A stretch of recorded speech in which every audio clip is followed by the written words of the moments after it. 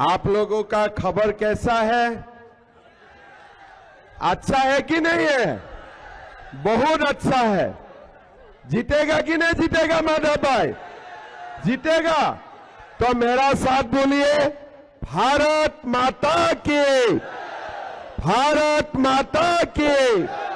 नरेंद्र मोदी, नीतीश कुमार, उपेंद्र कुशवाहा, चिराग पासवान, जितेंद्र मांझी, बहुत बहुत धन्यवाद। मंच में विराजमान हमारे उम्मीदवार माधव आनंद जी, भागेंद्र ठाकुर जी, पिंटू मिश्रा जी, मनोज चौधरी जी, रंजीत कामत जी, अनुपम राजा जी, भाइयों बहनों, पिता और माताओं, मैं असम से आया हूं। असम में मिथिला का बहुत लोग रहते भी हैं और हमारा गुवाहाटी में मां कामाख्या का मंदिर भी विराजमान होते हैं। मैं मां कामाख्या से आशीर्वाद लेके आया हूं कि माधव जी बहुत बड़ी वोट से चुनाव जीते और अगले 5 साल हमें प्रतिनिधित्व करे। भाई और बहनों, मेरा वो दिन अभी भी याद है, 26 अप्रैल 2025, जब भारत का ऊपर पहलगाम में पाकिस्तानियों ने हमला किया। प्रधानमंत्री जी 2 दिन 3 दिन उन्होंने मुंह से कुछ नहीं बोला। कैसे हम लोग मुंह तोड़ जवाब दूंगे, उनका बारे में वो विमर्श करते रहे। लेकिन 26 तारीख वो मधुबनी में आए और मधुबनी में ही सार्वजनिक सभा में उन्होंने भारतवासियों को बोला कि हम पाकिस्तान को मुंह तोड़ जवाब दूंगा और उसी का बाद ऑपरेशन सिंदूर भी शुरू हुए। मैं आप लोगों को धन्यवाद देता हूं कि जब लोकसभा चुनाव हुए तब भी आप लोगों में बहुत बड़ी मतों से हमारे गठबंधन को वोट दिए थे और मेरा विश्वास है अभी जो चुनाव आ रहा है, चुनाव में भी आप लोग गैस सिलेंडर का छाप में वोट डालेगा और माधव जी को आप लोग जिताने का काम करेगा। मिथिला और मधुबनी भारत के संस्कृति, भारत की इतिहास का एक बहुत बड़ा अंग है। मैं पहले कभी भी मधुबनी नहीं आए थे, आज चुनाव के लिए आया हूं, लेकिन जब माधव जी जीत जाएगा दोबारा मधुबनी का पेंटिंग देखने के लिए मैं जरूर दोबारा मधुबनी आऊंगा। भाइयों और बहनों, चुनाव हो रहा है और मुझे कुछ बात बोलना है। मैं बात सीधा बोलता हूं, टेढ़ा टूरी बात बोलने का मेरा आदत नहीं है। मैं जो भी बात बोलता हूं थोड़ा बहुत सीधा बोलने का कोशिश करता हूं। पहला दिन जब मुझे बोला गया कि बिहार में चुनाव प्रचार करने आने हैं, तो मेरा भी भाग्य ऐसा ही था कि मुझे बोला गया कि आप पहला सभा रघुनाथपुर में कीजिए।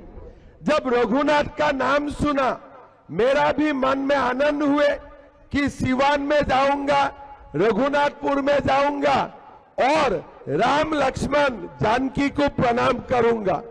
लेकिन वहां जाके पता चला कि आरजेडी ने कोई ओसामा को वहां लड़वा के रखा है। तो मैंने हमारे लोगों को बोला, इसका नाम ओसामा है कि ओसामा बिन लादेन है? बोलते नहीं भैया, उनका नाम ओसामा है। मैं बोला चलिए, ओसामा हो चाहे हो ओसामा बिन लादेन हो, हमारा बिहार जानकी मां का बिहार है। हमारा बिहार जानकी मां का बिहार है। इसमें कोई उसामा बिन लादेन का काम नहीं हो सकता है। ये लोगों को समुद्र में फेंकना चाहिए। ये लोग को, ये उसामा बिन लादेन को धक्का मार मार के बिहार से हमें भगाना चाहिए। भाइयों और बहनों, जब लालू यादव का पार्टी या कांग्रेस शासन में आते हैं, ये लोग घुसपैठियों का खिलाफ कुछ नहीं करते हैं। लेकिन हमारे जब बीजेपी का सरकार आते हैं, जनता दल का सरकार आते हैं, यही जब लोग दादागिरी करते हैं ना, यही लोग घर में घुस जाते हैं। लेकिन मेरा निवेदन होगा, यही जो घुसपैठी है ना, ये लोगों को घर में भी घुसने मत दीजिए। ये लोगों को धक्का मार मार के देश का बाहर कर देना चाहिए, देश का बाहर कर देना चाहिए। भाइयों और बहनों, मैं असम से आया हूं, आपका भी आसपास में होगा। हमारा असम में 40% लोग मुसलमान होते हैं। कोई सारे लोग बांग्लादेश से आके घर बसा के बैठा हुआ है। कांग्रेस सरकार ने उनको लाके आज असम का किस्मत खराब कर दिए हैं। और हमारे हिंदू 7% है, लेकिन हम लोग कम हो या ज्यादा हो, हम लोग हर दिन लड़ाई भी लड़ता हो, हम लोग मिल के लड़ाई लड़ता हो। किस लिए? हमारा मानना है कि यही लोग घुसपैठी बन के आते हैं और धीरे धीरे हमारे पूरा जो समता है वो समता लेने का कोशिश करता है। और भारत का कोई सारे स्टेट में ये लोग कामयाब भी हो चुके हैं। आज जब आपको मालूम है, जब राम मंदिर बनाने का एक आंदोलन हुए, आपको याद होगा जब लाल कृष्ण आडवाणी जी कर सेवा लेके निकाले, तब लालू यादव ने हमारे आडवाणी जी को बिहार में गिरफ्तार किया था। क्यों गिरफ्तार किया था? किस लिए? उनको तुष्टीकरण का राजनीति करना था, उनको तुष्टीकरण का राजनीति करना था। लेकिन आप लोग खुद ही बोलिए, जब भगवान राम को और हमारे समाज को जब एक बार हम लोगों को इरादा पक्का हो जाते हैं कि हमें कुछ करना है, तब हमें कोई रुकवा नहीं सकता है। आप लोगों ने एक बार देखो, ये लालू, ये मुलायम, ये लोगों ने कितना कोशिश किया कि राम मंदिर ना बने। लेकिन हमारा भारत में मोदी जी प्रधानमंत्री बने, बाबर को धक्का देके वहां से निकाले और राम मंदिर बन गया। बना कि नहीं ना राम मंदिर? बना कि नहीं? बाबर भागना पड़ा कि नहीं? बाबर को भागना पड़ा कि नहीं? मेरा यही अंदाज है। मैं मानता हूं जैसे अयोध्या से बाबर को भागना पड़ा, हम हिंदू अगर एक होकर रहेगा ना, हमारा पूरा भारत से एक दिन ये बाबर और औरंगजेब लोगों को भागना पड़ेगा। इसमें मेरा कोई संदेह नहीं है।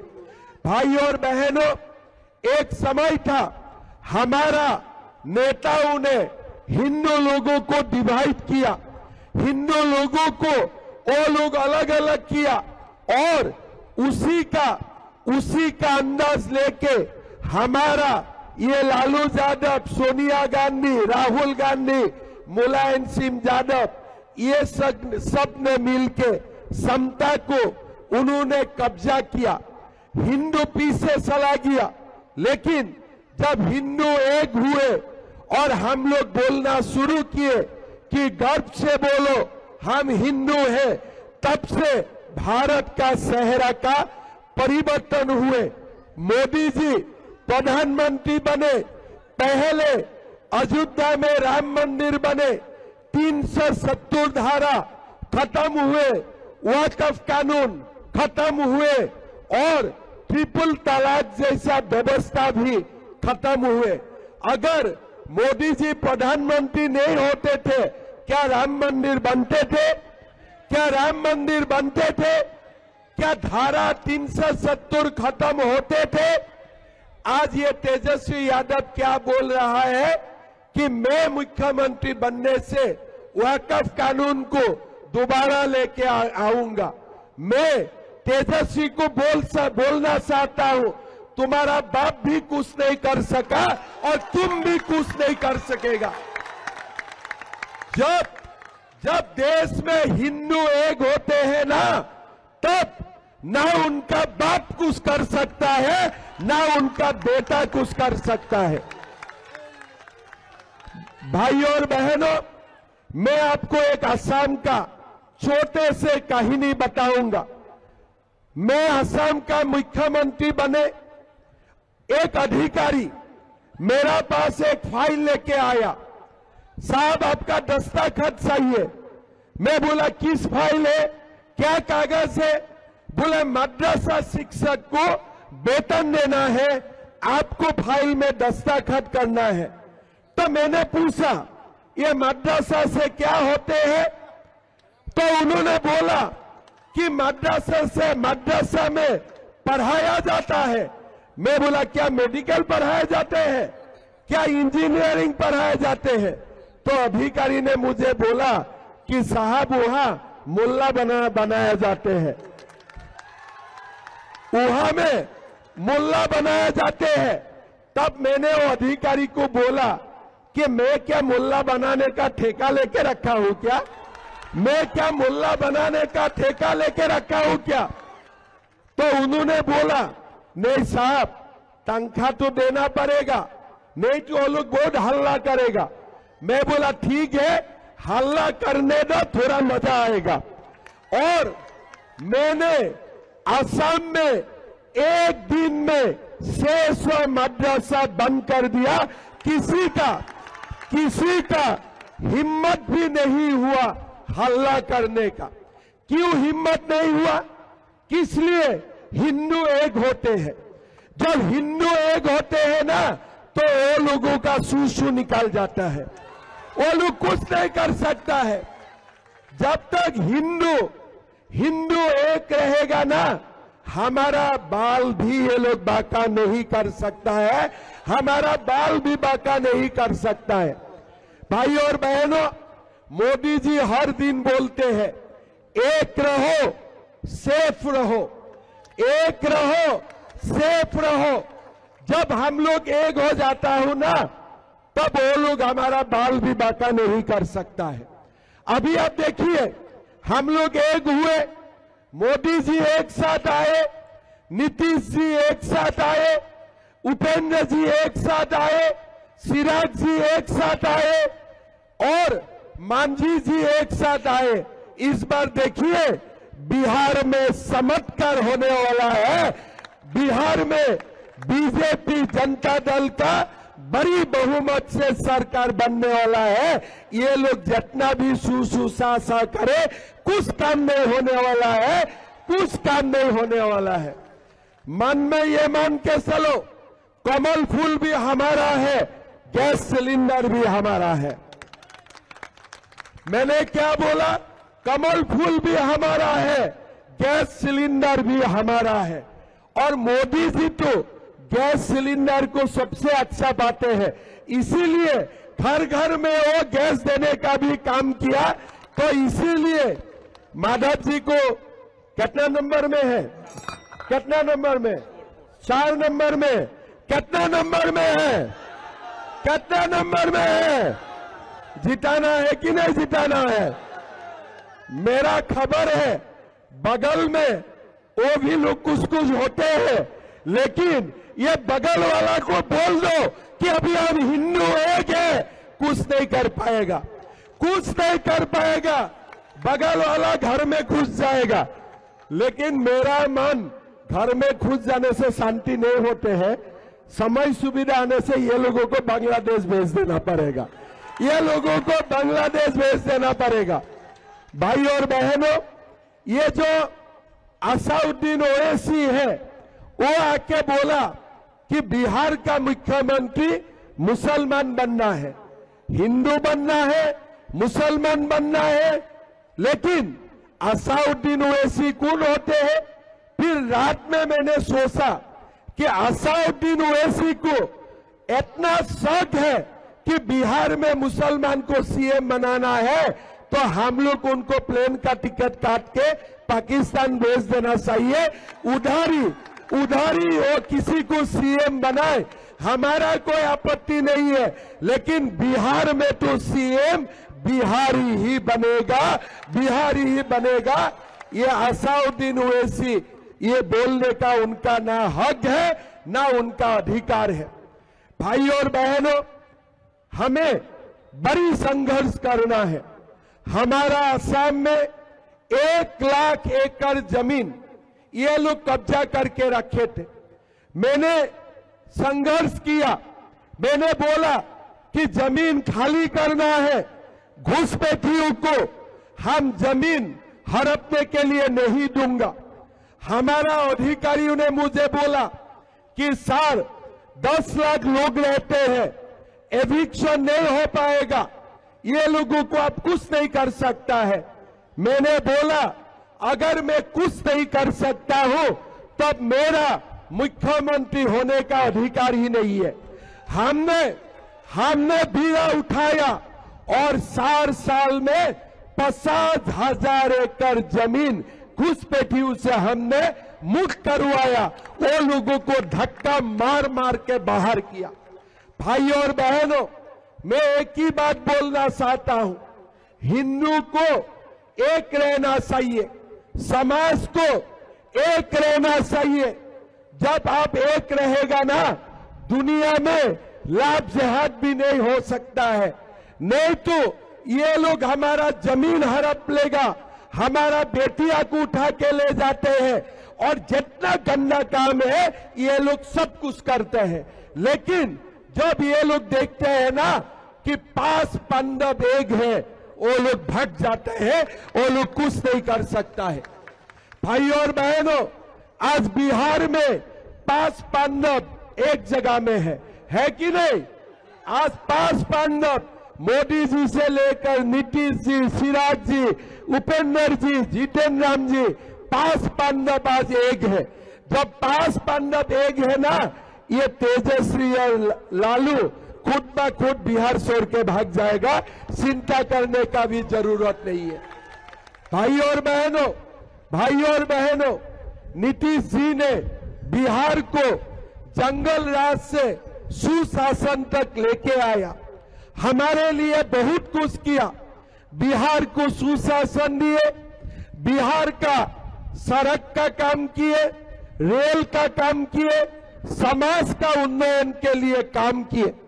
थोड़े दिन पहले मैं अखबार में पढ़ा कि बिहार में नीतीश कुमार जी हमारा माताओं का बैंक अकाउंट में 10-10 हजार रुपया डालने का काम कर रहा है। उन्होंने बोला कि ये 10,000 तो पहला किस्त है, आगे जाके हम माताओं को लाखपति दीदी बनाऊंगा, 2 लाख तक हम देने का काम करूंगा। भाई और बहनों, जब मैंने ये स्कीम देखा, मैं सम्राट चौधरी को फोन किया, क्या सचमुच पैसा दिया है? बोले दादा आज 70 लाख को दिया हो, आगे जाके हम ये 2 करोड़ तक लेके जाऊंगा। मैं बहुत प्रभावित हुआ। मैं बिहार सरकार से स्कीम लेके असम गया। असम छोटा प्रदेश है, लेकिन बिहार का रास्ता से मैं प्रेरित होके असम में भी 40 लाख माताओं का बैंक अकाउंट में 10-10 हजार रुपया देने का काम किया। मैं ये बात क्यों बोल रहा हूं? आज जो बिहार में हो रहा है, ये पूरा देश को प्रभावित कर रहा है। जैसे जयप्रकाश नारायण ने बिहार से संपूर्ण क्रांति का नारा दिए थे और पूरा देश इमरजेंसी का खिलाफ लड़ गया, उसी तरफ आज नीतीश कुमार जी ने जैसा योजना लेके आया है, ये योजना खाली बिहार में सीमित नहीं है, आसाम जैसा प्रदेशों को भी ये प्रभावित कर रहा है। मैं जब माताओं को 10-10 हजार रुपया अकाउंट में डाले और माताओं को मैंने बोला देखो आपको लाखपति दीदी बनना है, ये लोगों का मन में एक अटूट आत्मविश्वास मैंने देखा। आज बिहार में 2 करोड़ माताओं का बैंक अकाउंट में नीतीश जी पैसा डाल रहा है।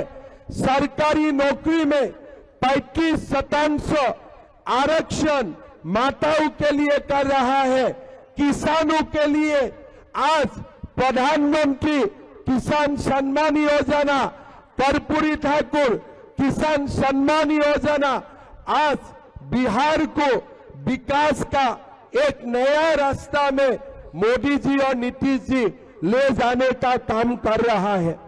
हमारा ये जिम्मेदारी होते हैं कि डबल इंजन सरकार बने। मोदी जी, नीतीश जी, सिराज जी, कुशवाहा जी और जितेंद्र मांझी जी का नेतृत्व में हम लोग मिलके एक नया बिहार का हमने निर्माण करना चाहिए।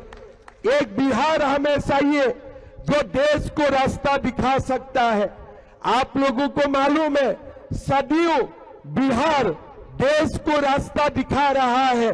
ये आज का बात नहीं है, कौटिल्य का समय से जयप्रकाश नारायण तक, कर्पूरी ठाकुर तक बिहार ने सामाजिक समरसता और तानाशाही का खिलाफ लड़ने का रास्ता पूरा देश को दिखा रहा है।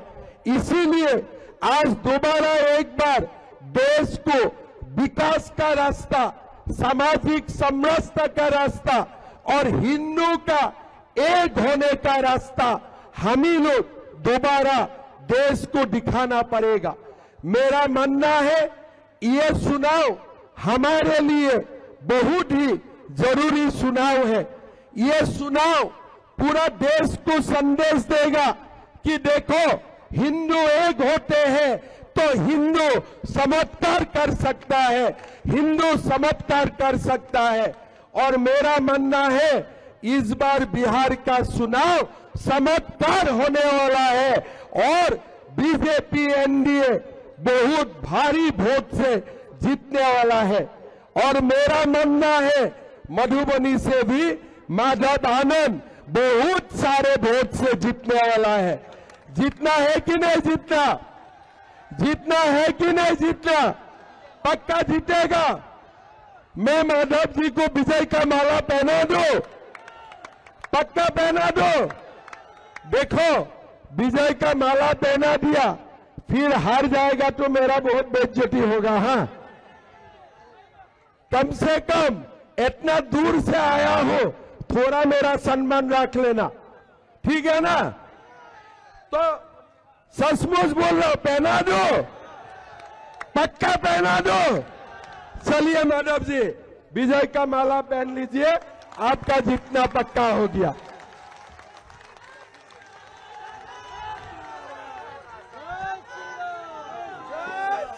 जय श्री राम, जय जय श्री राम, जय जय श्री राम।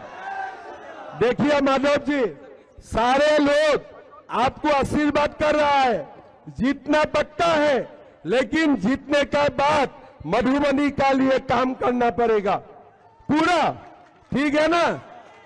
और कभी थोड़ा बहुत मेरा भी मदद चाहिए तो ले लेना, लेकिन मधुबनी का माँ पिता भाई बहन सबके लिए दिल लगा के काम करना पड़ेगा। कर सकेगा ना? पक्का कर सकेगा? ठीक है, तब मेरा साथ बोलिए भारत माता की।